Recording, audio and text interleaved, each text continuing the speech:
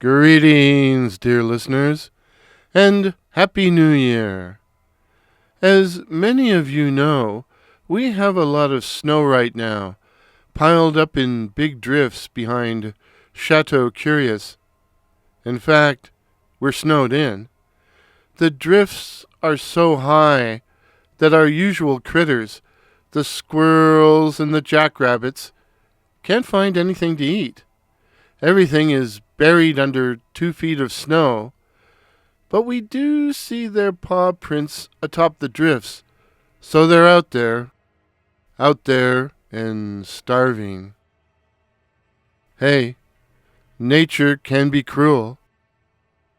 As a result, when we began to hear scratching and tapping along our outer walls after dark, we figured it was the critters trying to find something to eat, or to gain access to the warm insides. And so we ignored it. But on December 23rd, during the watches of the night, in the wee small hours of the morning, the tapping and scratching became so persistent, I had to investigate. It was 3 a.m. Hey, I go to bed late. I turned on the back security light, grabbed a flashlight, and slipped out. It was relatively warm for this neck of the woods. -8 Celsius or 18 degrees Fahrenheit. Like I said, it was relatively warm for this neck of the woods. And there was no wind. That's important. No wind. I stepped into the backyard, which was partially illuminated by our security light, and shone the flash around, its LED beams revealing nothing but huge snowdrifts. Of jackrabbits or other critters, there was no sign at all. And then came the shrieking. It was the loudest, most piercing, most blood-curdling screaming I have ever heard in my long life. In fact, I can hear it still. My bowels turned to water, and I was brought back instantly to the one occasion when I almost shit, when I had been equally frightened. As a young man, I worked as a groundskeeper at a city park. Across from the park lived a drug dealer who kept the Doberman for, protection. One night, after dark, the Doberman got into the park, where it stalked and then suddenly attacked me. I managed to get a wire fence between me and the snarling beast, which tried to jump over it. It was 12 feet high, howling and barking and gnashing its teeth the whole time. And those teeth! My bowels had turned to water then, too. Luckily, the druggie showed up and called the thing off. But I had nightmares for months. Those fangs! I heard later that the Doberman had an accident. But I didn't feel too bad about that. And now, this outlandish and hideous cacophony had brought back one of the most terrifying experiences I had ever endured. But there was nothing there. I could see nothing.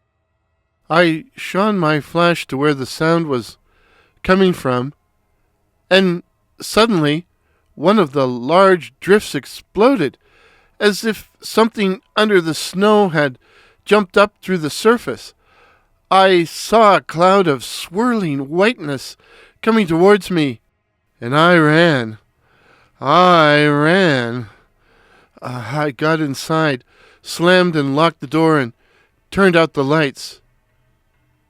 At first, nothing happened, and I just stood there in the dark, listening.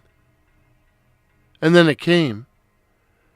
No blood-curdling shrieks, but a repetition of the scratching and tapping, but much greater than before.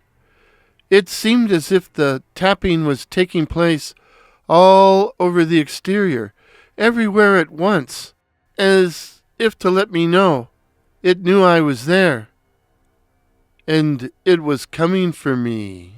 It seemed to go on for hours.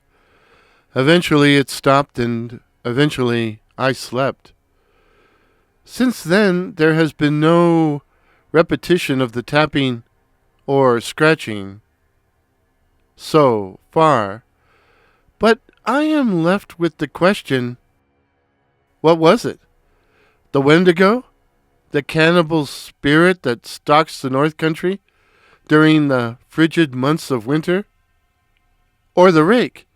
It would be almost impossible to see its albino white flesh against all that snow.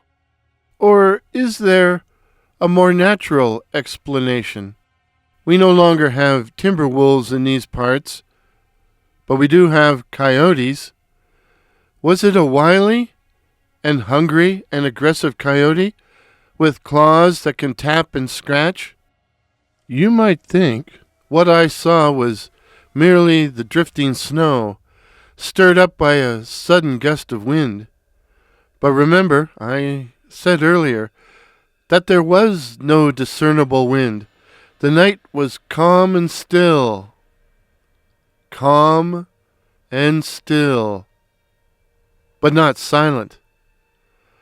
I don't know what it was, but I'm starting to think I should start going to bed early, at regular times, like normal people. But what do you think it was, dear listeners? Please share your thoughts in the comments below. And stay safe, stay subscribed, and ring the bell so you don't miss any upcoming videos. And feel free to share this video with anyone you please. If this is your first visit to my channel, please consider subscribing. My name is Warren, and I write and tell original ghost stories and original horror stories featuring such cryptids as the night floaters, werewolves, and the BEK. So again, please consider subscribing. Please help me to reach my goal of 2,500 subs. Till midnight. Cheers.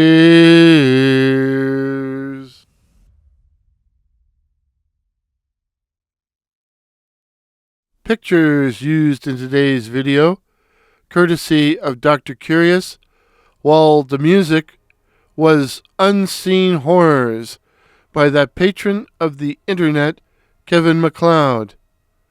Appropriate music for an unseen horror.